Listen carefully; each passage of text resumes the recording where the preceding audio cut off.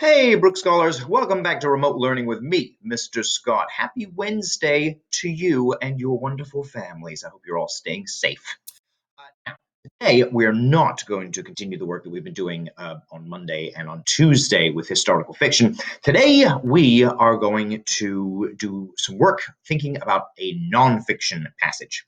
Now, for today, I know you didn't need this on Monday or Tuesday, but today, for your reading with me, you're going to need yourself a pencil and a piece of paper. Okay, so if you don't have that, I definitely need you to go and collect that right now because we're going to be stopping and writing down some annotations today as we go. So off you go. Go and get a paper and a pencil if you haven't done so already, and try and see if you can get a lovely pink pencil like this one. Just kidding. It doesn't need to be pink. It's still just a pencil. Okay. Have you got it? Are you ready? Great. Okay, so today, as readers, when we're reading nonfiction, we need to be very, very careful with the information that's coming at us. There's a lot of information, and if you're not stopping and thinking about what's going on while you're reading, it can get really confusing. There's so many different things that you need to try and remember in order to really show that you understand what you read. So, the way that we're going to do that is with annotations. Remember annotating? Yeah, long before April break, yeah, before vacation, yeah. So annotations, a wonderful way of just taking a short note, just a simple sentence that has the important information about the main topic and what you learned from that particular section. Now, today's author did write this, and they did something interesting with the way that they organized the information in their nonfiction article. They didn't use headings and they didn't use captions. They didn't break up the sections, using headings. Headings are really, really helpful for readers because we get to stop and think about, okay, this is what the next section is going to be about. You can kind of get your brain ready to take on that kind of information about the main topic. So the author didn't do that this time, but they did do something. The author here broke up the information into different paragraphs. So as you can see, I'll give you a quick preview here. We're just going to come down to the bottom. We've got paragraph 1 and 2 and 3 and 4 and 5. So we've got 5 paragraphs, and we're going to annotate for each one of those 5 paragraphs. So on the page, we're going to list out 5 quick things that we need to be remembering from that section to help us as we are reading. Okay, so let's start by setting up our paper. You know what to do. Name, top left. Okay, go ahead. I will race you. Can I write faster than you? Okay, I'm done. Did you? Yeah. Okay, good. All right, today's date is, of course, the 28th. So let's go ahead and write that on the other side, right-hand corner, upper right-hand corner, I should say. That's 4/28/20. And then this is the title of the passage that we're going to be reading. Driven to see movies. Interesting. I'll bet you've already figured out what the main topic is just by looking at the title on the picture. Wait for me, okay? All right, let's put the title right at the top. Now, remember, a lot of these words don't usually get capital letters. Driven doesn't usually get one.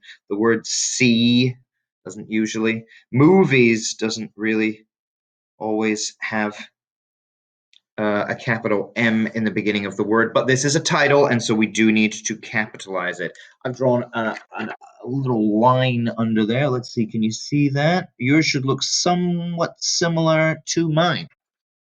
Okay, so what do you think? What do you think the main topic of this article is? Hmm? Hmm? Right. Drive-in movie theaters. Now, I've been to a drive-in before, and I know that they're still out there. Let's take a moment and think about what do you know about drive-in movie theaters? Well, they're kind of old-fashioned now, aren't they? I don't see very many of them around. I mean, I go to the movies, and get the popcorn, and get all the butter on there, maybe some like M&Ms, get a soda, lots of napkins, get your fingers all buttery. Anyway, but yeah, drive-ins, I don't really know of any. I know there's a couple in like the greater Boston area, but yeah, they're not super popular. So that's something that I know about them. I know you drive your car there, you pay money to somebody, and then you park your car. and you can see the movie that's projected on a big screen, and then you've got like an earpiece or a speaker that gives you all of the dialogue and the sounds and the pew pew, and all the special effects and whatnot. So that's drive-in movie theaters. Okay, so what are we going to learn? What is this going to tell us all about? Well, let's jump in, and at the end of each paragraph, we'll take a quick note. Are you ready? Here we go. Driven to see movies. Have you ever thought of a new idea you would like to try? In the 1930s, a man named Richard Hollingshead Jr. did. He thought of an idea that brought together his two favorite interests, cars and movies. Richard wanted to start a business where people could watch movies from their cars. Now, that particular concluding sentence, the last sentence right here in paragraph 1, I think that kind of tells us beautifully all the information that we really needed to know. Richard wanted to start a business where people could watch movies from their cars. Okay, so here's the deal. I'm going to ask you to stop and think. Read that paragraph one more time, and then I want you to write down your annotation. Okay, go ahead and write it down. I'm going to write mine as well, and then we'll compare notes and see what we think. All right.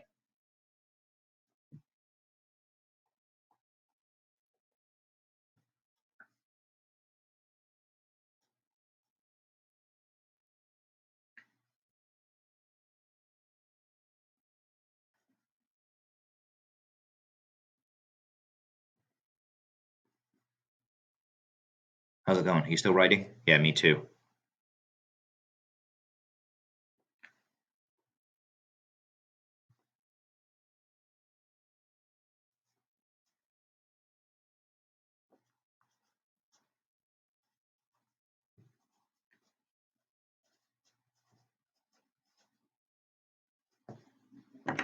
Done. You're done? Need a moment? You done now? Are we there yet? Are we there yet? Are we there yet? Are we there yet? All right, here's what I wrote. Now, you don't need to have exactly what I have written down on the page, but you should have something along the lines of the person who is involved here, his name, yeah? Richard Hollingshead. You got to have that guy in. You also need to have in either something about movies and cars or the words drive-in, and that's what I put in mine. And then I added a little bit more information by saying when it was happening, because I think that's important. We talked about how you don't see very many drive-in movie theaters around today. So this was back in the 1930s. Here's what I wrote. Again, yours does not need to be exactly the same as mine, but it should contain that information, okay? Richard Hollingshead created drive-in movies in the 1930s. Now, that doesn't have all the information from that paragraph. No, it doesn't talk about how he was putting together his two passions. He loved cars and driving cars and maybe working on cars or cleaning cars, whatever. And he also loved movies. And so he wanted to take those two ideas and put them together. And judging by this picture, it looks quite successful because that is a number of cars that have come out to watch this movie. Way back in like the 1930s, long, long time ago, almost 100 years. So there we go. Okay, now I should have mentioned this to begin with, actually. Here's what I'm going to ask you to do. Okay, once you've written down all of your annotations, I'm going to have you record them and actually speak into the microphone in your computer and upload that to Seesaw. I'm going to give you more information about how to do that a little bit later. It sounds complicated, but it's really not. You've probably already seen that there's a very special button you can click, and then you can record something and send it up to Seesaw, and then I'm able to see it and hear all of your wonderful annotations. Okay, so we'll get more on that later. Let's continue reading about Richard and what's going on here. Paragraph 2. Richard tested the idea in his driveway. First, he put a machine called a movie projector on the hood of his car. Then Richard stretched a sheet between two trees. The sheet was like the white screen used in theaters. Richard played a movie on the screen using the movie projector. Sound for the movie came from a radio placed behind the sheet. Richard wanted to test whether the sound could be heard from the car. He rolled his car windows up and down to find the best way to hear the movie. Finally, he aimed his water sprinkler at the car, which tested whether a movie could be seen and heard in the rain. Every test he tried was a success. Oh, good for Richard. Okay, so we've just reached the end of the second paragraph, and it's time now for us to stop and think about what we just read and then to write down an annotation. I'm going to write mine right now. You write yours, and then we'll have a quick chat about what information we really do need to have in there. Go ahead, guys.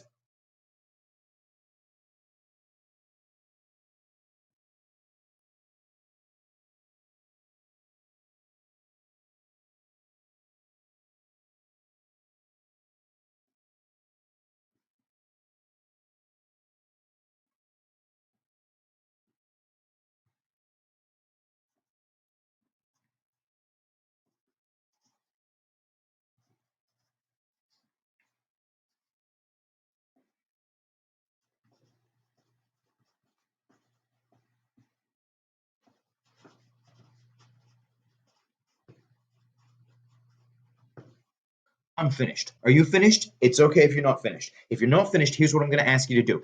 Press pause on this video and continue writing that sentence. All right, are you ready? Okay, here is what you do need to have. You still need to have the dude's name. Now, I've shortened it. I'm just going to start calling him Hollingshead, which, by the way, is a fantastic last name. Hollingshead. He's the guy that is coming up with this idea. Now, you also need to have information about where it was that he first tested it. And you got to have about the driveway business right here. Let me read to you mine, and you can see if again, it doesn't have to be the same, but it does need to have information about the driveway and the fact that he's testing it out and his name. So here's what I wrote. Hollingshead first tested his idea in his driveway with a sheet and a projector. Now, again, that doesn't have all the information. I mean, this whole business about him spraying the car with water, I thought was absolutely hilarious, but clever thinking. But that's not in my annotation. It's not in the little note that I wrote because even though it's interesting, it's not totally important. All right, done our first two annotations. Let's take a deep breath. Ready? In and out. One more deep breath in. Ooh, yes, and out again. Lovely. Okay, three to go. Let's find out what happened after all of his tests were successful. Good old Richard. In 1933, he was ready to open the first drive in movie theater. The theater was as big as a football field. There was enough room for about 400 cars. The screen was 30 feet high and 40 feet wide. Speakers were placed next to the screen so the sound could be heard. Okay, so again, a much shorter paragraph there, but what information do we need to put into our annotation? Take a moment, read that over, have a think, write it down. Okay, go ahead. I'll do mine as well.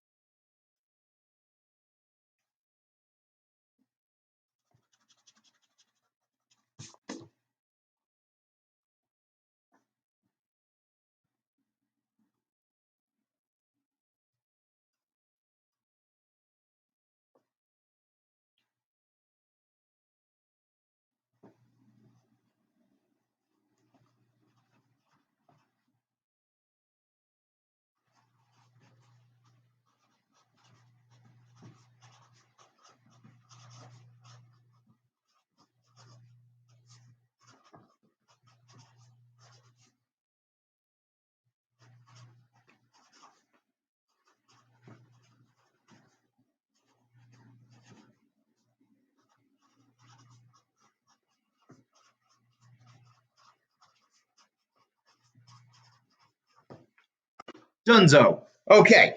Are you finished? Yeah. If not, it's okay. Take your time. I would rather see some beautiful handwriting than people just rushing through their work. Hit pause on this video and finish up writing if you're not done. If you are, what did you write down? Remember, at the end of this, in addition to answering those questions, I want you to record yourself speaking and telling me all of those wonderful annotations that you wrote down. Okay? Don't just copy mine. Here's what I wrote. The first drive in movie theater was set up in a big field with a big screen and had lots of room for cars. That was really, we got so many numbers in there 1933, 400 cars, 30 feet high, 40 feet wide. There was a lot of very particular information in there. Good. Okay, well, let's see what happens in paragraph 4. Let's go. Right away, Richard's idea of a drive-in movie theater was a hit. The cost to see a movie was just 25 cents per person. Over the years, changes were made to these theaters. By the 1950s, there were about 5,000 drive in movie theaters across the country. They remained popular until television came along. Oh, okay. So these were super popular. 5,000 drive-in movie theaters. Everyone wanted to go, apparently. Dude was probably making lots of money. And they remained popular until television came along. And as soon as people had their own televisions at home, I guess they really didn't need to go to the drive-in movie theater anymore. They could just stay at home and watch the TV. Maybe that's the reason why we don't have as many drive-in movie theaters. These days we've got the internet, we've got websites, and we've got movies on demand and Netflix and all the rest of it. Okay, so let's see. What information did we get from that paragraph? Good old paragraph 4. Have a think, read it over again if you need to, jot down your annotation. Ready? Go for it.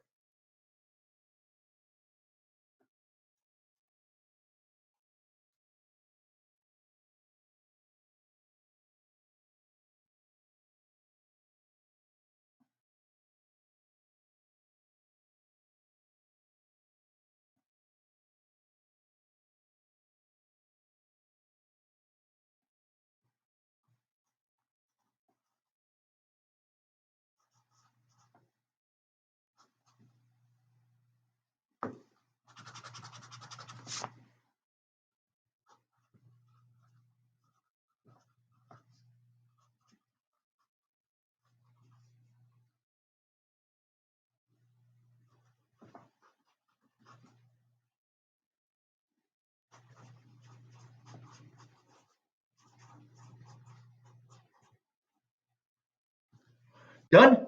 If not, once again, hit pause on the video, finish up your incredible annotation. Here's the information that you need to have. You need to have drive-in movie theaters. You need to say that they are popular or they were very well liked or there was a whole bunch of them because that was really important. And then I included information about that television business because I think that kind of helped us to understand why there aren't so many anymore. So here's what I wrote. Drive-in movie theaters were popular and became better until people got TVs. So there we have it. We're on to our last paragraph, friends. Here we go. Today, there are fewer than 800 drive-in movie theaters. Ooh, that's down quite a bit from the 5,000. People who live near them, though, still enjoy this fun activity. Today, drive-in movie theaters give people the same joy as they did more than 70 years ago. Nice. Annotation time. This is our last one, number 5. Go ahead and jot down what you think would be a great sentence to explain all the information that we learned from that paragraph. I'm going to write mine. Here we go.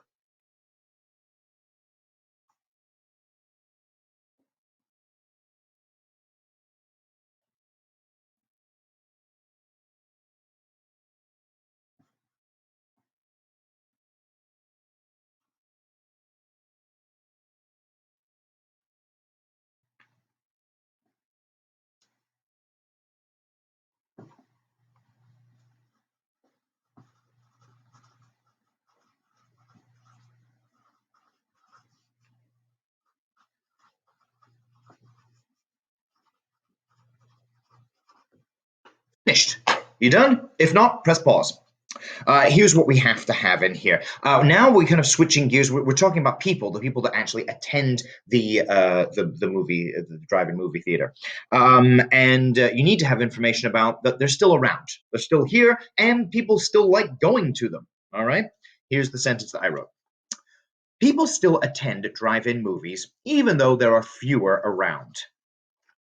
Excellent. Okay, friends. Now let's go over what we need to do for today because this is something special, something that I'm really excited to hear you guys do, and that is to first of all get your piece of paper, turn it over to the back, right? Put down the multiple choice answers on the left, and then your 2 short answers at the bottom of the page. And then, in addition to posting a picture, I want you to read them to the second grade teachers. Okay, we want to hear you guys. I want to hear the annotations that you wrote down. Okay, so there's going to be a button on Seesaw that asks you to, when you press that button, it'll record, and you can record your voice, and then it'll have a little check mark in the corner, the green circle with the white check mark, yeah. You can hit that, and that will upload the annotations. Okay, can't wait to hear your wonderful voices. Can't wait to hear all of that incredible work. Really excited.